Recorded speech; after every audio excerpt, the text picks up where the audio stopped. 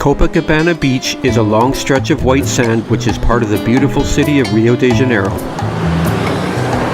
Designed by a Brazilian landscape artist named Max. Look here with the waves, see? And it's supposed to be waves, is it? Portuguese stones. Roberto Burle Marx's wave-patterned sidewalk runs the entire length of Copacabana Beach.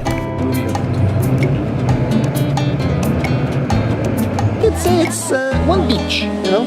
One beach. About 4.5 kilometers long. Because when you have a ressaca, you have huge waves.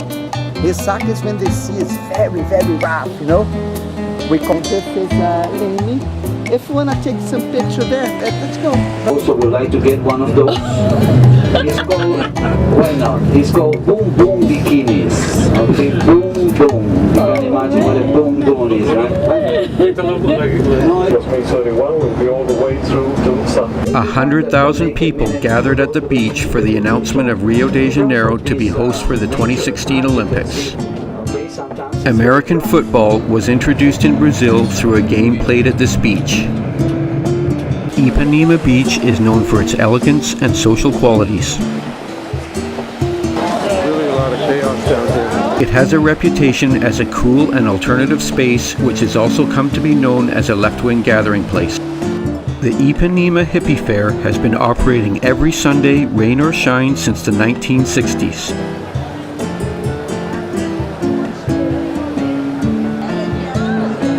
It began as a small get-together which was organized by artists to sell their handmade wares.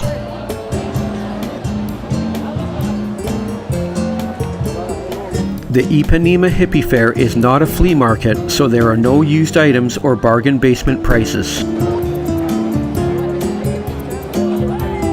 Over the years, the Hippie Fair has evolved into a major arts and crafts market offering the works of some of the city's best artisans.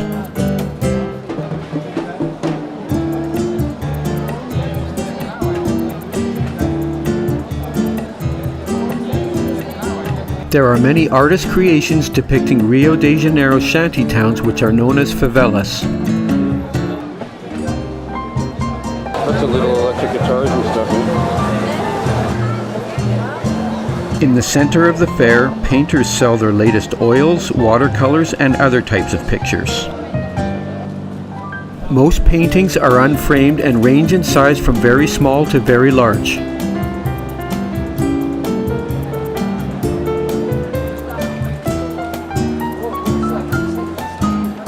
Done on leather.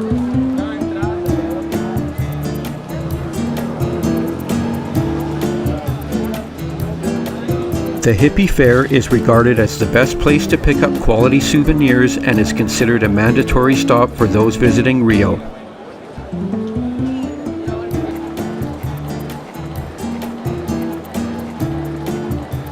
A wide variety of inexpensive handmade jewelry is sold at the Hippie Fair, and it's great for taking back home as gifts. Did you find something? Brazilians are unique and exuberant people. Beija-flor, Brasil, é nóis, ó. Beija-flor campeão, Brasil. Mengão, pô. Mengão também. É papate bom. Tá de ser três. Celebrating something.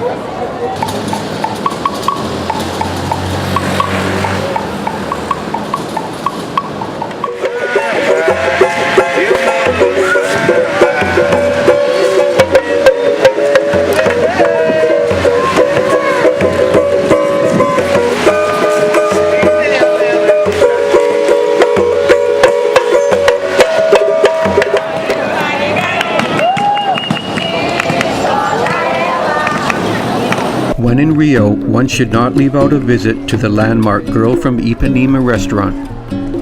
The tremendously famous song Girl from Ipanema is said to be the second most recorded pop song in history, next to Yesterday by the Beatles. This is the very restaurant where Antonio Carlos Jobim and Vincinius de Moraes created the music and lyrics for the song in 1962.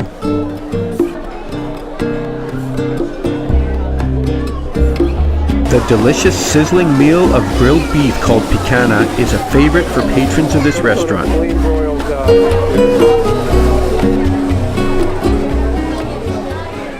Is this Ipanema or Leblon? Leblon. This is Leblon Beach, sure, okay. They look the same, eh? Sugarloaf Mountain is an imposing natural landmark 396 meters or 1,299 feet which overlooks Rio de Janeiro. The ascent to the top peak requires two separate cable car rides with a stop on the lower level known as Morra de Urca. In 1907, Brazilian engineer Augusto Ferreira Ramos came up with the idea of linking the hills through a path in the air. The James Bond film Moonraker included a precarious fight scene atop a cable car here between Bond and the villainous henchman known as Jaws.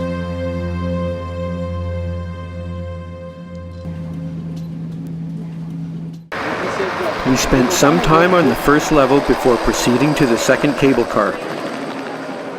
The tram opened in 1912 utilizing wooden cable cars which would be used for the next 60 years.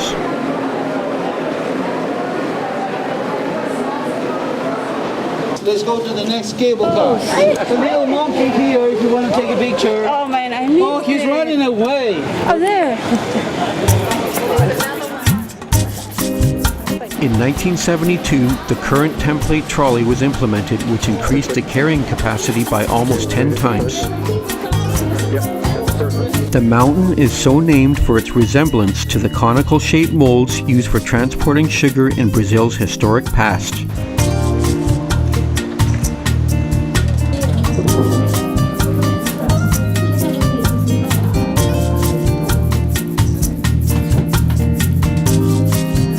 Souvenirs can be purchased at both the first level and the mountain apex.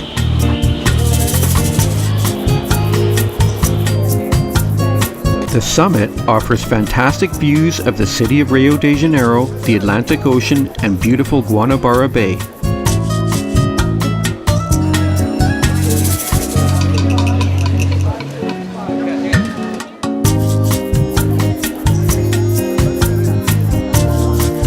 We were definitely in awe as we looked out over this beautiful South American metropolis.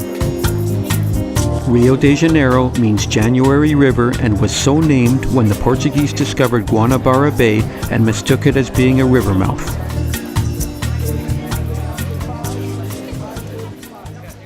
In Brazil.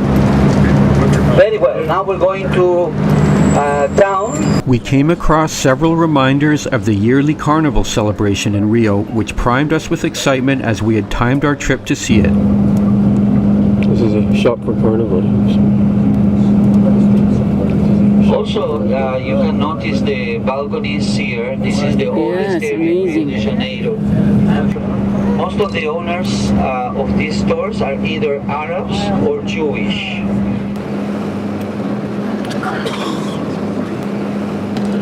They used to bring the water from the hills through the aqueduct close to the port of Rio de Janeiro. The Carioca Aqueduct was built in the middle of the 18th century, but now serves as a tram bridge which connects Santa Teresa with the city center. Apricots. Monkey Monkeys apricot. The monkeys eat that. We don't.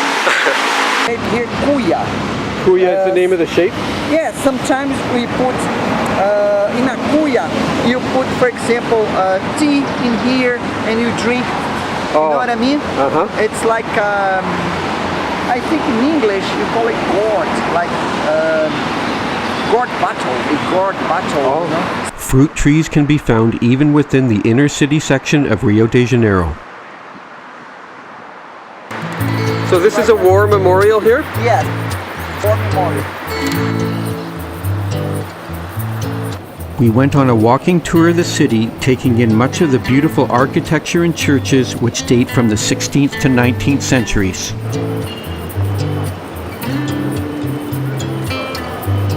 Many of the buildings in the downtown area of Rio de Janeiro were built in the 1920s or earlier.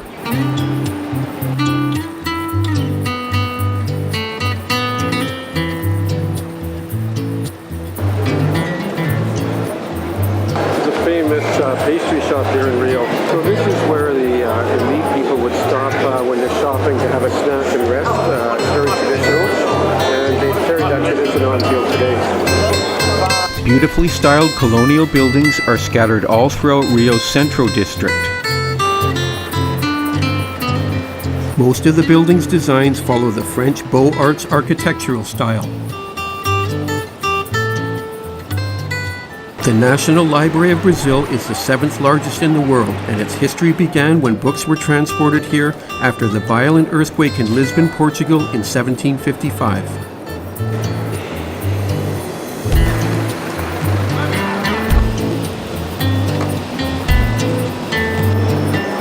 It looks very similar to Barcelona here in the back streets. Tiradentes Palace was so named from the nickname of revolutionary hero Joaquim José de Silva Xavier, who was imprisoned in the old jail on the land it now occupies. It's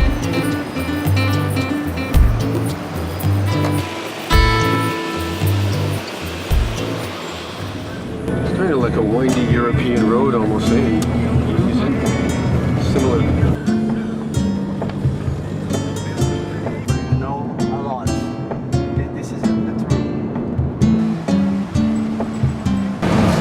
One of the longest bridges in the world, and it's 14 kilometers. We traveled a short distance to Niterio, which has a distant but picturesque view of Rio.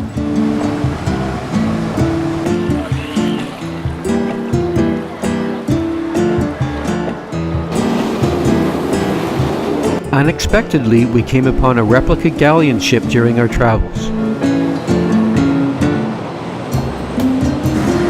It's a nice view, It looks like a flying saucer.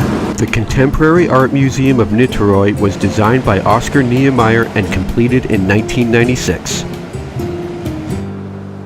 In the words of its creator, the museum emerges like a flower in the rock that holds it.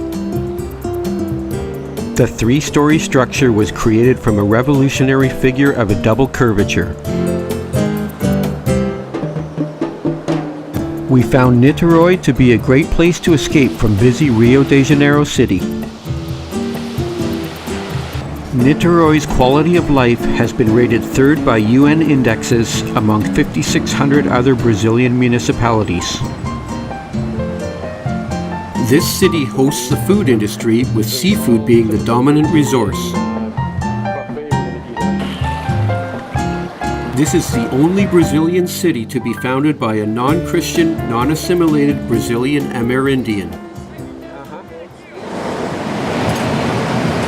So we're just driving through the Tijuca forest right now, which is a forest that's sort of built into the edge of the city here. And a lot of this area was coffee fields before, and they replanted the forest many decades ago to restore it.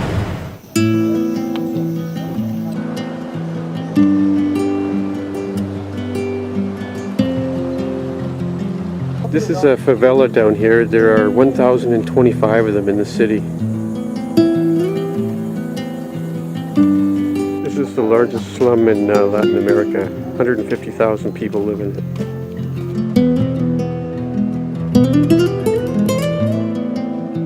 The Chinese-style gazebo offers breathtaking views of Rio de Janeiro, its giant saltwater lagoon and bay area.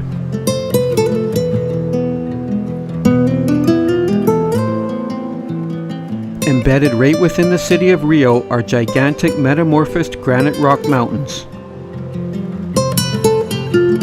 These are initially formed underground and are exposed due to a combination of fractures, tropical chemical weathering, and climatic exfoliation. Because it's the shape of the hill. And that path there is called the fisherman path.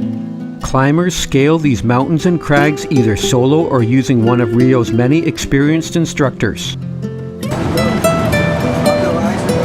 Oh, it's single-lane traffic, right?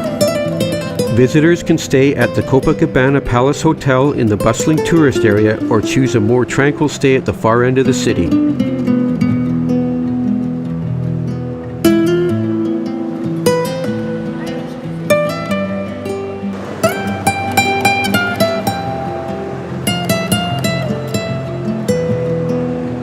The Sheraton Rio is situated on the quiet Leblon beach overlooking the Atlantic Ocean.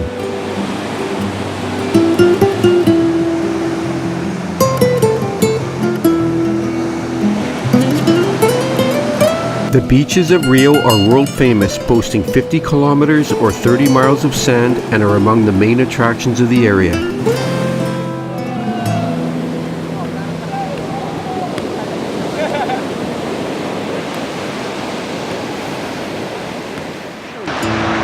This is called Red Beach here. Whales were, a lot of whales were caught here, so the blood from them, they called it Red Beach. Rio has a tropical and temperate climate with high temperatures throughout the year and plenty of sunny weather.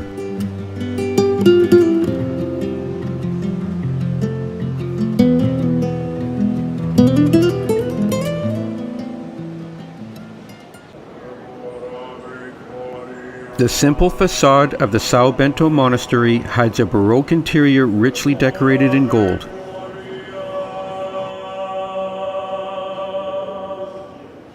On Sundays, the High Mass includes a choir of Benedictine monks who sing Gregorian chants.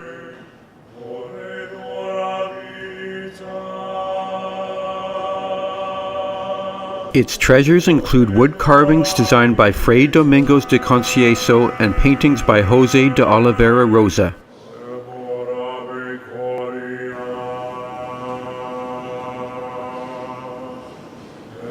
These chandeliers here weigh 250 kilograms each.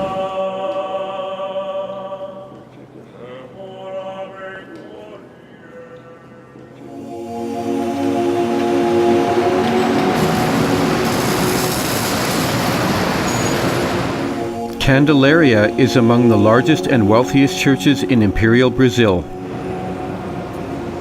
The interior is a combination of both Baroque and Renaissance styles. The church was built by the captain of a ship who was almost shipwrecked at sea and made a vow to build a church in appreciation of his safe return. It took us some time to visit the churches in Rio that afternoon as there was much detail to see.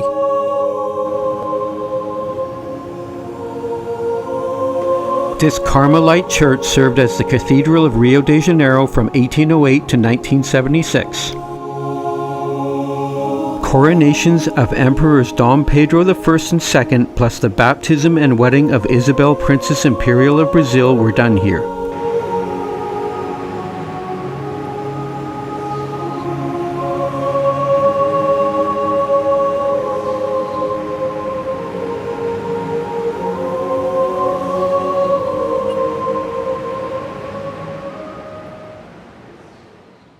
The Metropolitan Cathedral of Rio de Janeiro is located in the center of the city and was built between 1964 and 1979.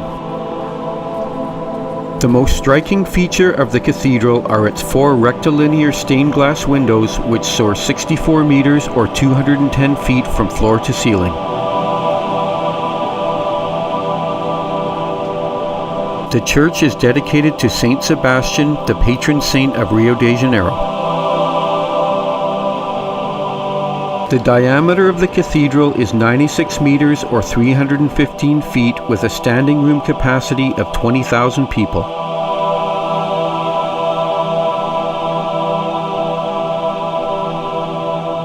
The cathedral is lit by sunlight through the stained glass with vivid colors that vary in intensity throughout the day.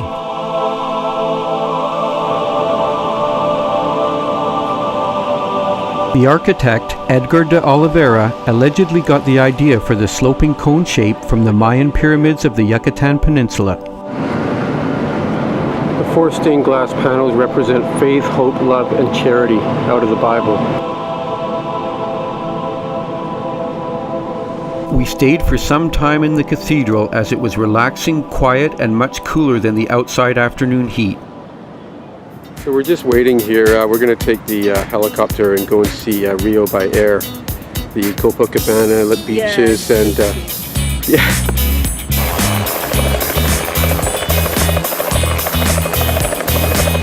Rio de Janeiro is one of the best cities in the world to fly over by helicopter.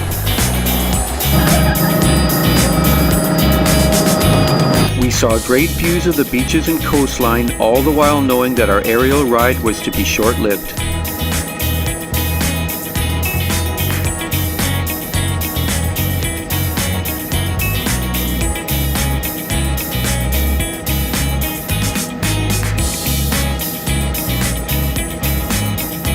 We stopped briefly at Morro de Urca, which is the initial cable car stop we previously visited on our ascent to the Sugarloaf Mountain peak.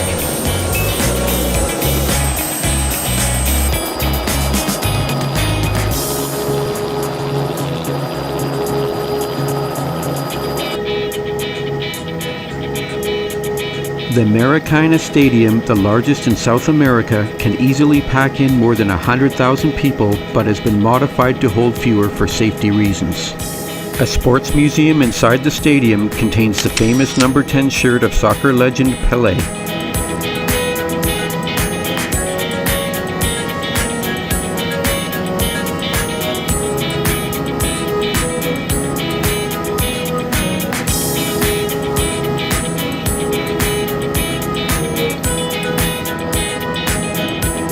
Seeing the majestic-looking Christ the Redeemer statue from above, gently circling it, is an experience that you can't easily describe, but rather it must be tried by the person to appreciate it. The statue was voted as one of the new 7 wonders of the world in 2007.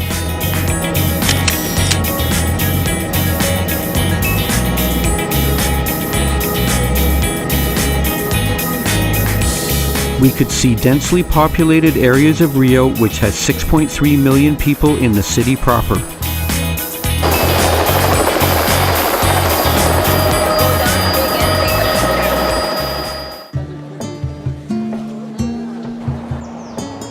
Road access to the top of Corcovado Mountain is available, or one can take the electric-powered trains for a ride up. The trains transport just 540 passengers per hour and depart every 20 minutes, so long lineups are common at peak times.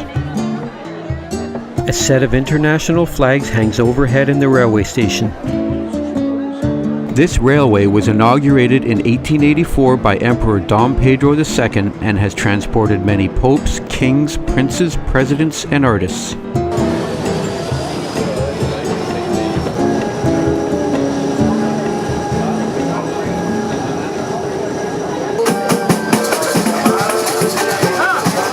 Local musicians entertain with lively music and singing while the train makes its way up the mountain.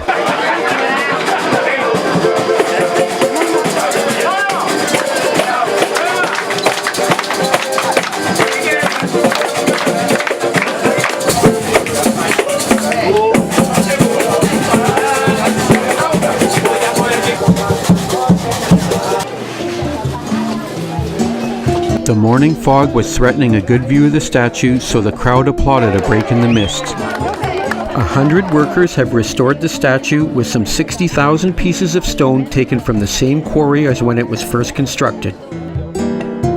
The foundation stone for the statue was placed in 1922 and was inaugurated on October 12, 1931.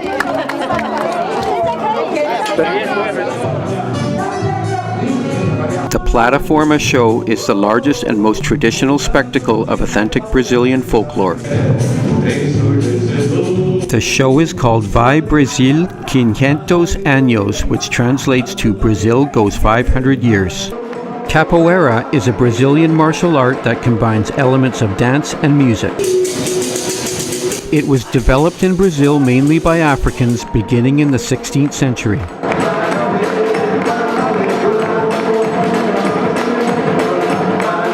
It is known by its quick and complex moves using mainly power, speed, and leverage for its leg sweeps. We couldn't believe the agility of the capoeiristas as they nimbly bounded across the stage. Today, capoeira is not only a martial art but an active exporter of Brazilian culture all over the world. Performances account rhythms, melodies, songs, and typical dances outlining the story of Brazil's racial and cultural roots.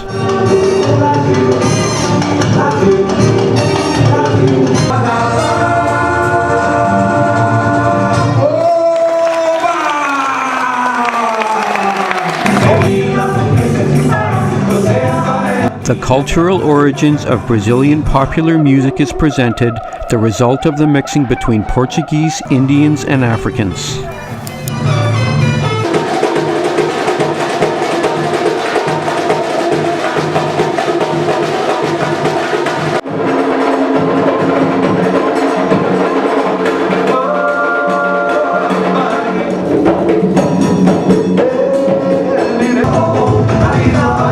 It is an unforgettable program in which the soul of a nation is shown in music and dance.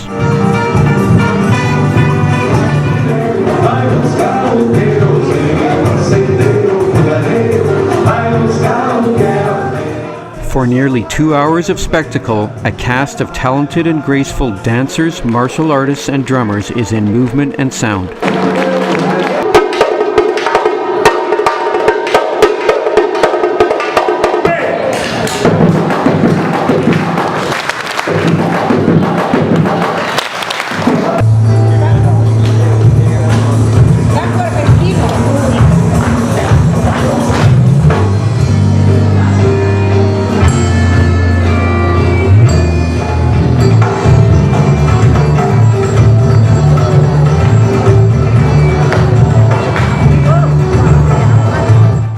The time seemed to go very quickly as we watched the dazzling, skillful performers.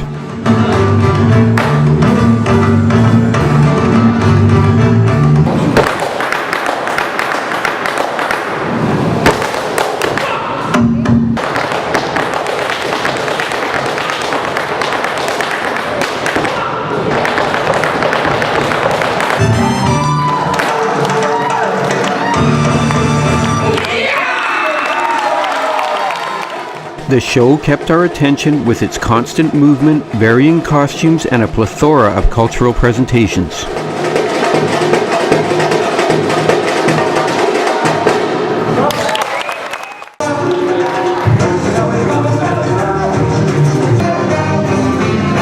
As part of the show, the performers leave the stage and bring the audience into participation. The show ends with a parade of costumes in rich colors of the Brazilian flag. The green represents Brazil's woods and forests. Yellow, the gold and riches of the country. The red, symbolizing the bloodshed and grit from Brazil's past. Blue, the sky and constellation of Crux. And finally white, which symbolizes peace.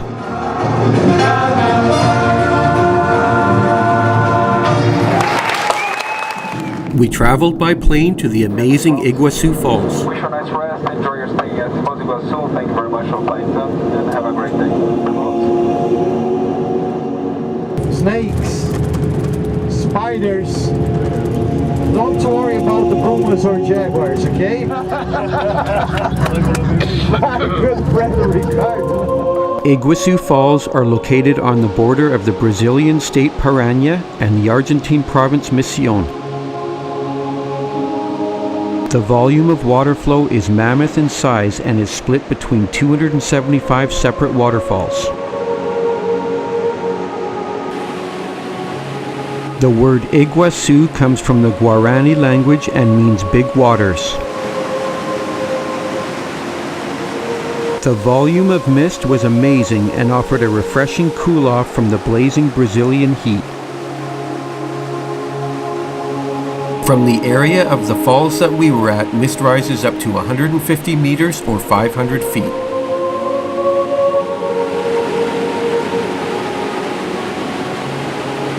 The Devil's Throat is a U-shaped section of falls 82 meters or 270 feet high and 700 meters or 2,300 feet long.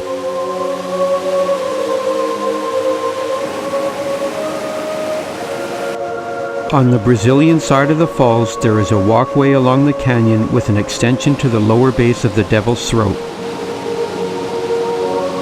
Upon seeing Iguassu Falls, the United States First Lady Eleanor Roosevelt reportedly had said, "Poor Niagara."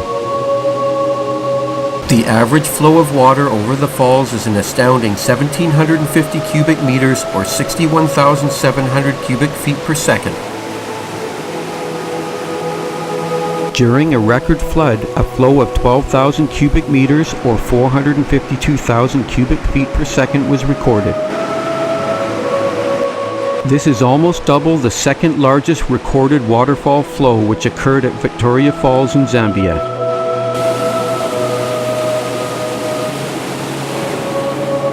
Inflatable boat services take visitors virtually right underneath the falls.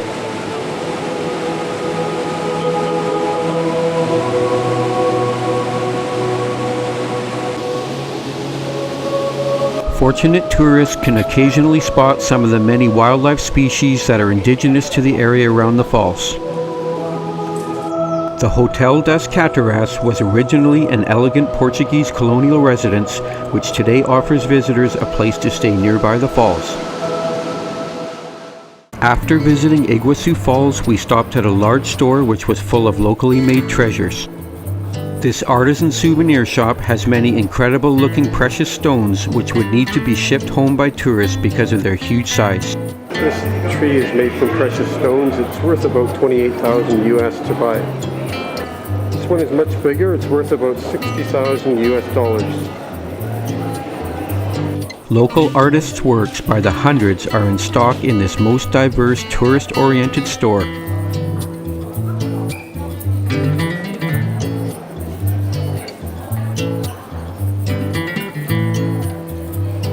A large selection of fantastic wood carvings are scattered all throughout the store. The Last Supper done here in wood.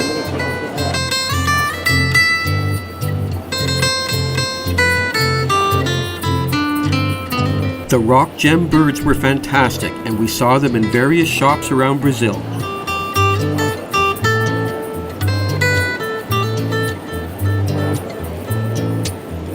This is our hotel here in Iguassu. It's got thermal waters in it inside.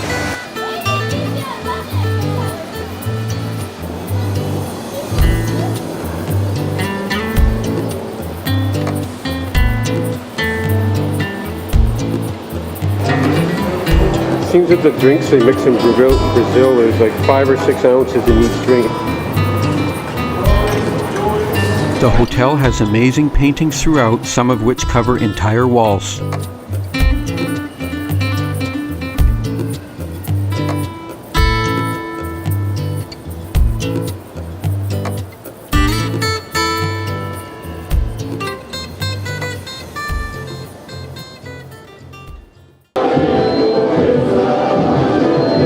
If there's one thing which is attributed to Brazil more than any other, it most definitely has to be Carnival.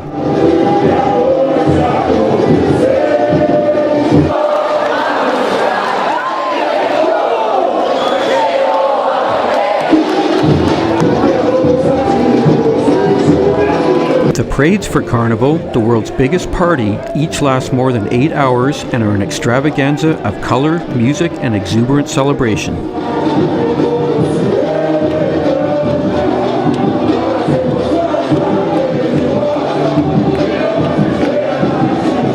The parade of floats in today's carnival celebrations began as an event called Corso in 1907. At that time, it was a parade of automobiles, which were a relatively new invention then.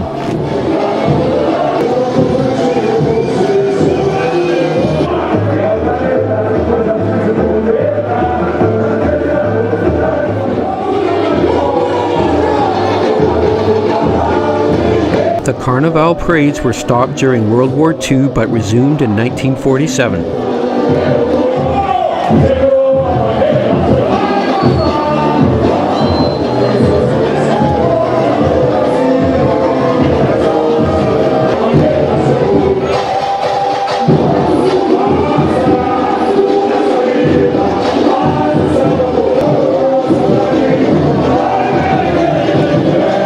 Elegant dresses used in the parade can weigh upwards of 32 kilograms or 70 pounds.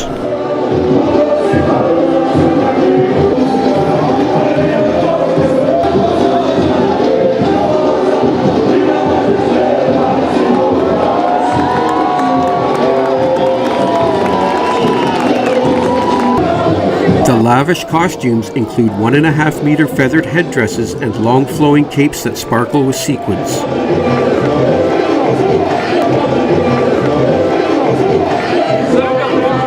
The women wear rhinestone-studded G-strings.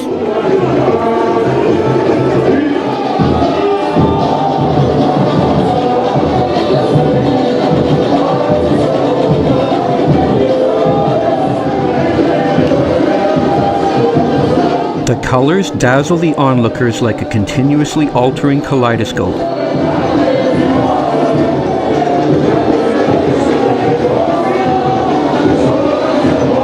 The opening float for Salgueiro represents the first printing press of the German inventor Johann Gutenberg, who lived in the middle of the 15th century. He was the first to use movable type printing. His first book was the Gutenberg Bible, which was finished in 1456. A total of 53 circus artists, each are meant to represent a different letter on the printed page. A man was flying airborne within the float, which was yet another of many surprising things we saw in the parade, including the use of a military jetpack.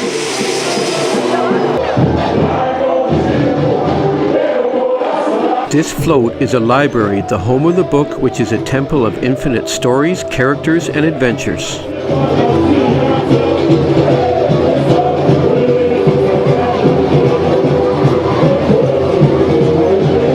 A beautiful Brazilian woman leads each samba school down the Sambodrome, which has been constructed primarily for carnival celebrations.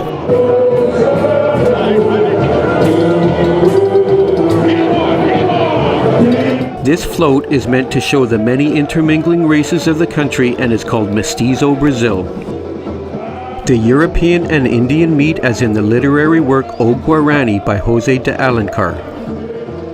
This story portrays the romance of the kind Indian Peri and the young Portuguese woman Saci.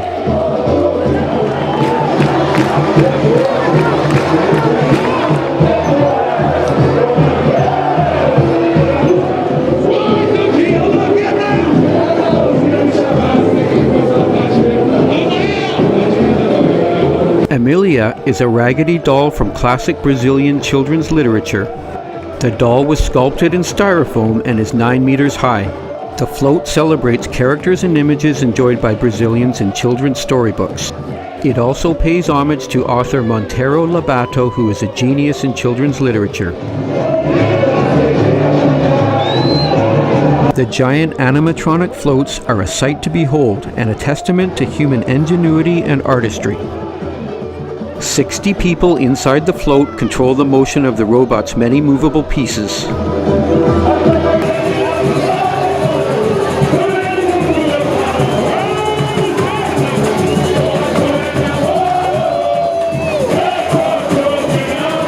This float, called the Illumination of Krishna, shows how man dives into the teachings of Oriental culture, especially Hindu.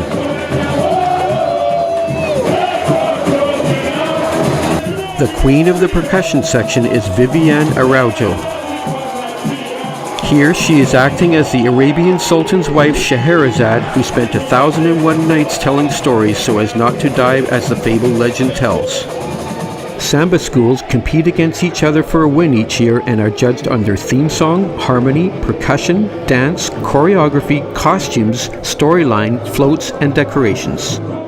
The winner is always the pride of Rio and all of Brazil. Rio is the birthplace of the primary carnival music known as samba. Samba is a ritual of the Afro-Brazilian religion called candomblé, which is a dance to drums and handclaps. At the end of the 19th century, Tia Quieta, a candomblé priestess, combined live music and dancing, forming what we call samba today. The first song ever to be called samba was composed at Tia Quieta's house. Baianas are women dressed as Bahian aunties in elegant hoop skirts who do traditional twirl dancing. The first festivals of Rio date all the way back to 1723. The Roman feast in honor of Bacchus and Saturnalia was modified by the Catholic Church preceding the beginning of Lent. The Church, however, did not expect this festival to evolve into mass indulgences of music, dance, food, and drink. Later, the festival was modified as a celebration leading up to Ash Wednesday.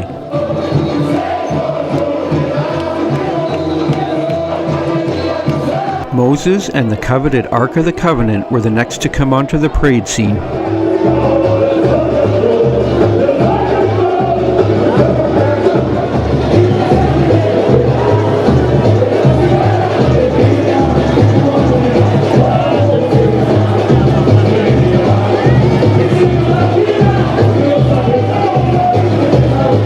Several realistic-looking animated animals dazzled us as they slowly drifted past.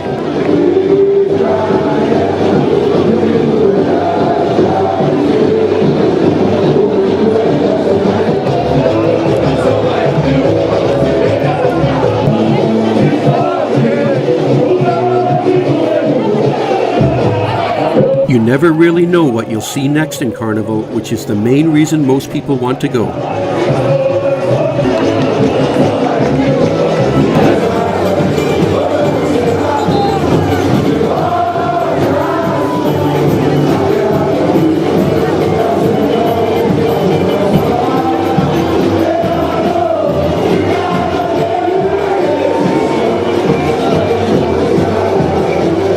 Local Rio residents who are known as cariocas, plus Brazilians from other areas, look forward to and plan all year for this celebration. Amazingly, foreigners are encouraged to join into the Carnival parade in what are called wings, which show a specific part of the chosen central theme. It is considered an honor to participate in Carnival and is the dream of many Brazilians. Who should appear next from within the smoke but a Michael Jackson impersonator?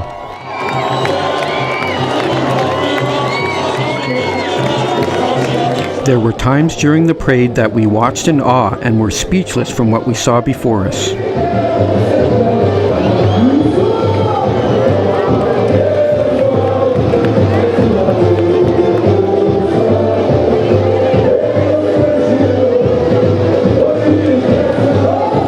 The quantity of neon lighting and mirrors used in this float, if stretched out, would measure over 2 kilometers.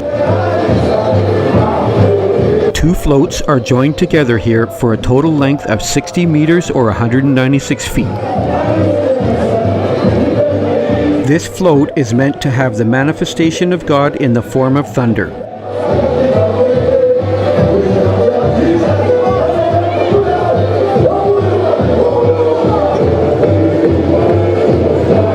The Carnival, like Mardi Gras, is a pre-Lent party designed to get some fun in before 40 days of sacrifice and abstinence.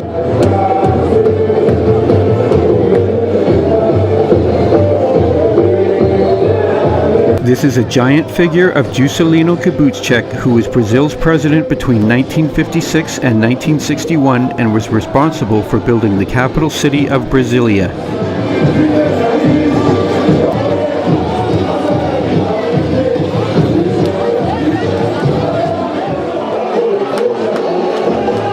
Extra costume pieces such as headdresses end up being thrown into the audience.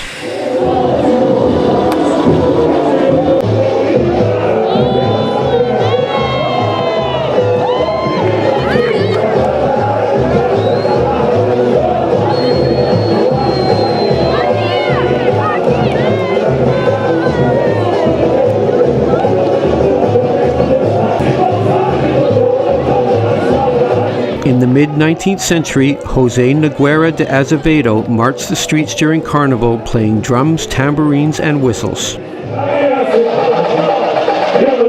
He welcomed anyone who wanted to join his march, and this became the Zé Pereira format of Carnival celebrations. Each samba school has 3,000 to 5,000 participants, making for a vibrant array of moving color which sets the street ablaze. This means that there are some 24,000 to 40,000 participants in the parade as 8 samba schools are featured.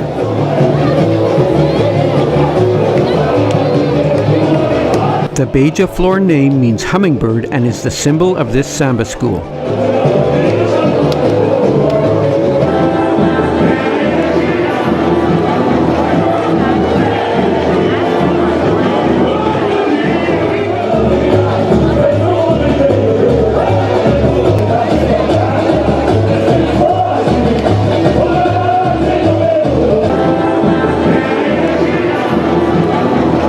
We had caught the last part of the carnival celebrations with the Winners Parade, which is preceded by 2 weeks of galas, parties, and other street performances.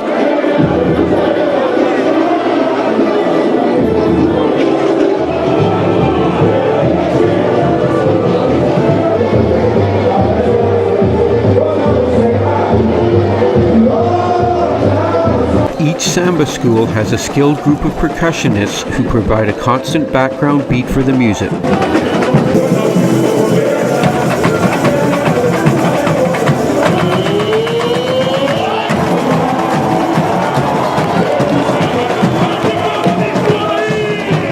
After watching a continuous celebration, which lasts longer than a full workday, we were almost worn out from the blast of information overload.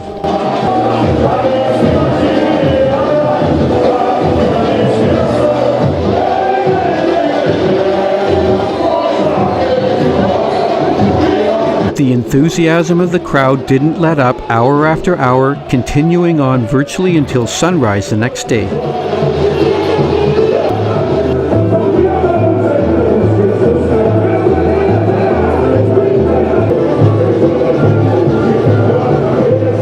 We were amazed by how so many parade participants could stand on tiny pedestals for the entire duration.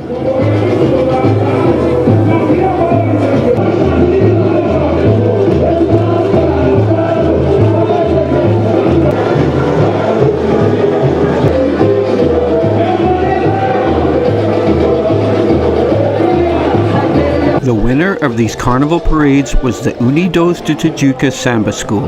The Unidos de Tijuca Samba School came up with a seemingly magic method of rapidly changing costumes. Their theme for the parade that year was called It's a Secret and illustrated many of the mysteries of the world and its history.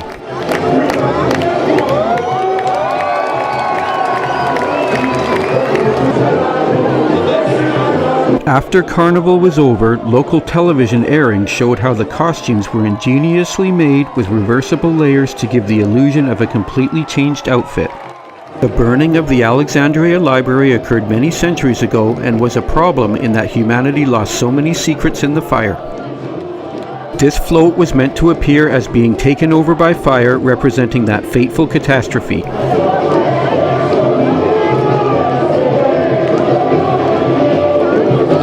A Trojan horse representing the original wooden decoy at Troy was environmentally friendly as it was made from leftover wood from construction projects.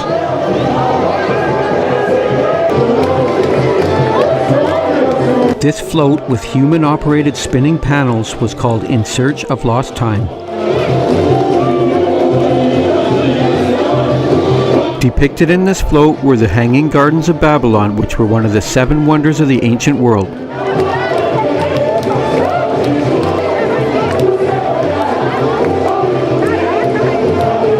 Real plants were used in the creation of this gigantic representation of the long since past kingdom of Babylon. A statue of the then ruling King Nebuchadnezzar stood poised on the back of the float.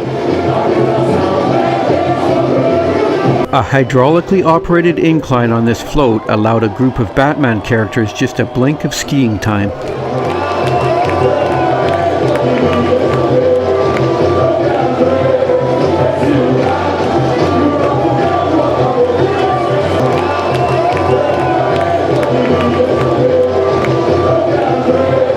Float after float continued to pass by, and all of them were different from each other.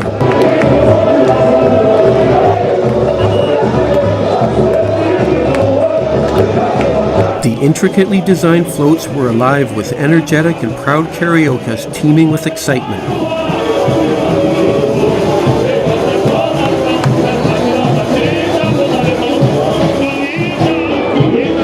The parade finally ended, leaving an indelible imprint on our memories of what we saw and redefining for us what a true parade should be.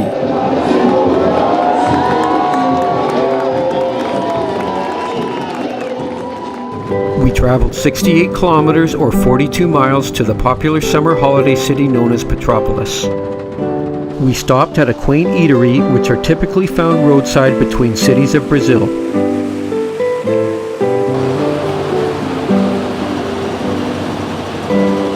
The Quitandina Palace is a luxury hotel, the country's second most famous after the Copacabana Palace Hotel, and was constructed between 1941 and 1946 by Brazilian entrepreneur Joaquim Rolla.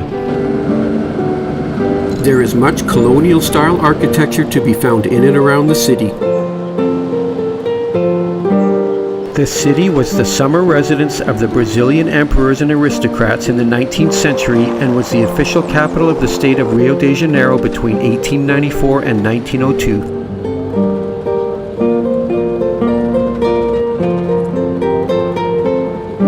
Petropolis honors Emperor Dom Pedro II from the late 1800s, the nation's second monarch and son of Pedro I.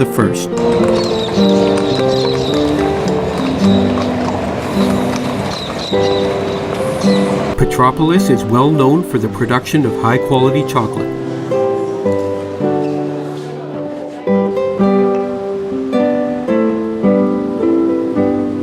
It's best to have a tour guide take you around to the main attractions of Petropolis.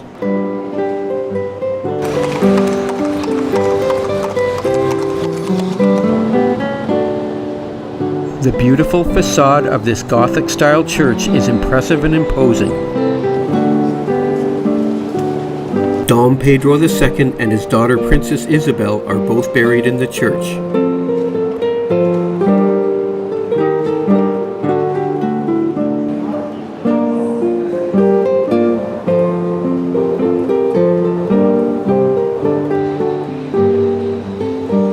The Crystal Palace was built in 1884 for Princess Isabel as a gift from her husband and was originally designed as a ballroom.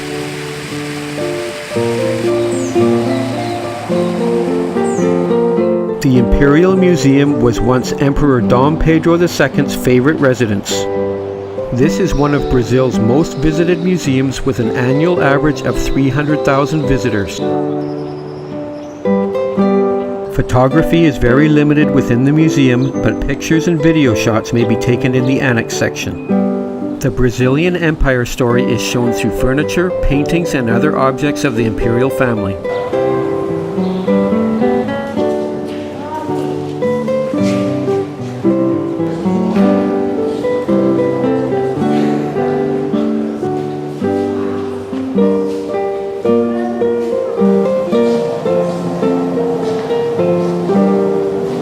So this is the restaurant we just ate in here. It's a really nice place and really good food. All in all, Petropolis was a great place to visit with much character and many surprising sights.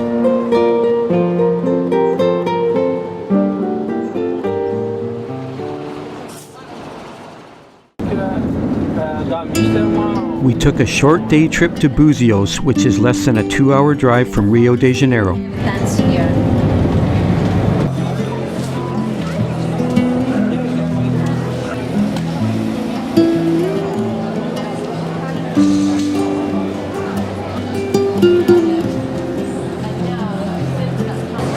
It's all stone, kind of cobblestone kind of streets around here.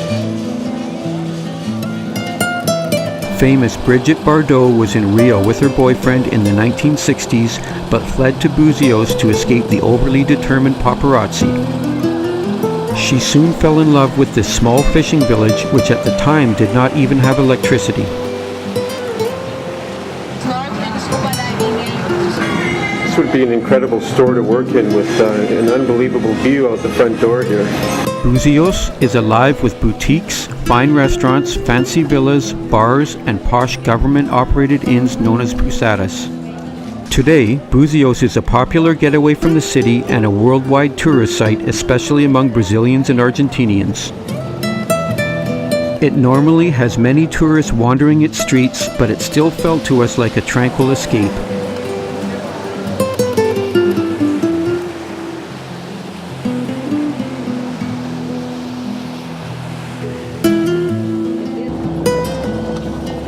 Famous stars like Mick Jagger have spent time in Buzios, but none have left an impression like Brigitte Bardot. It's the captain's bar here. It looks kind of like a ship in a way with portholes and stuff. Dune buggies are used everywhere here in Buzios. You can rent them all over the place.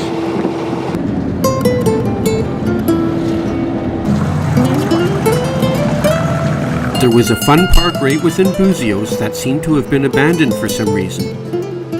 Looks like this boat here is part of a mini golf course. So we're going to be taking a trolley like this one here for a city tour of Buzios. United States and Canada. Canada. Oh, okay, right. First time Brazil? Yeah. My sculpture. This street is called Salvador as a tribute to her.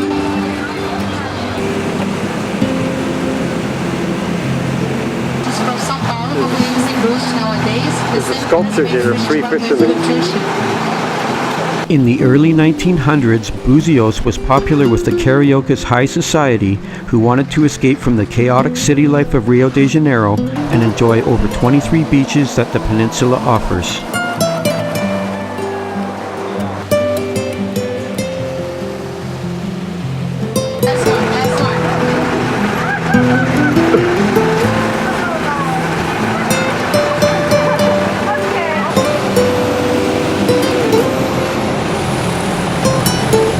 So we just stopped here now. This is actually the highest point in Buzios here. There is a variety of cacti and tropical plants in abundance around Buzios.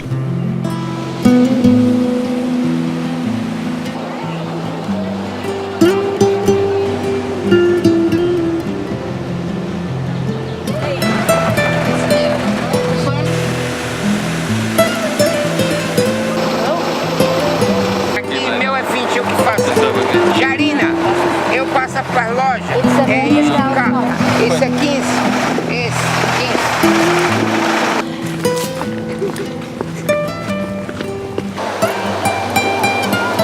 The West Coast beaches offer calm, clear waters, while the East Coast ones, facing the open sea, are more wild and draw many surfers and water sports enthusiasts.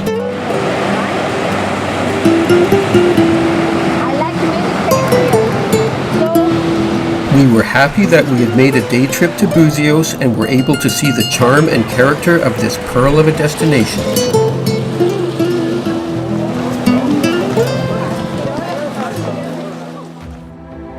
As we recalled our trip, we felt blessed to have experienced Brazil in all its greatness. Brazil would not be complete without its fabulous beaches from where everybody wants to be able to say the words, "I've been there." It was exciting for us to visit all the iconic landmarks of Brazil that we'd seen all our lives only in pictures. It's truly a country that everybody should see at least once. The beautiful Brazilian people were happy, positive, and outgoing, which was a great example to us of how to live life richly.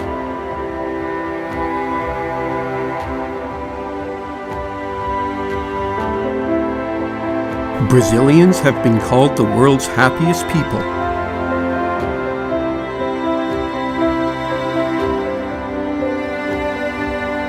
Brazil's churches are uniquely crafted artful masterpieces which beckon the curious traveler and must be seen.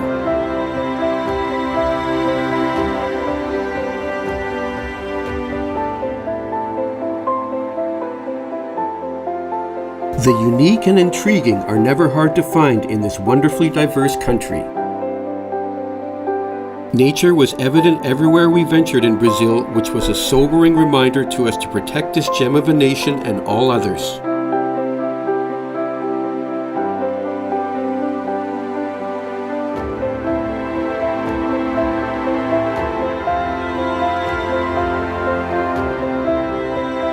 The scenery looked different to anywhere we'd ever traveled before and continually captivated our interest. Rio de Janeiro is really a sprawling metropolis nestled amongst a ruggedly beautiful setting. Artisan works have been carefully crafted and they further underscore the culture, traditions, and natural beauty of the country.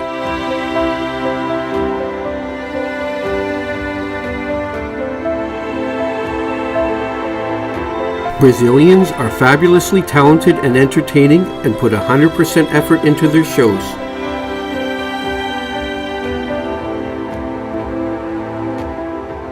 The pulse of the nation is seen everywhere from those who are perpetuating the traditions.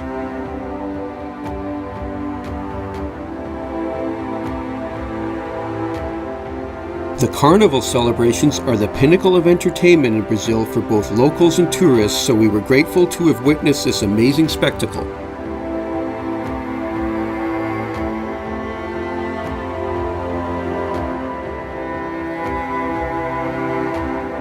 The exuberance of the people helped to supercharge this already fabulous celebration. It's an amazing time at the Carnival Parade, and it's usually the first thought that comes to mind afterwards when you think of this country.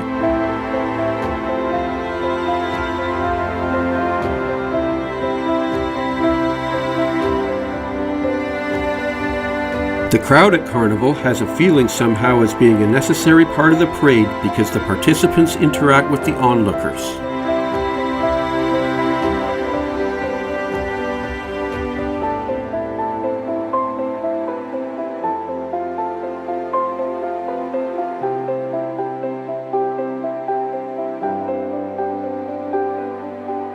Brazil is unforgettable, and once you've been there, the fond memories don't seem to fade, and you'll understand that instant automatic smile that comes from someone when they recall being there.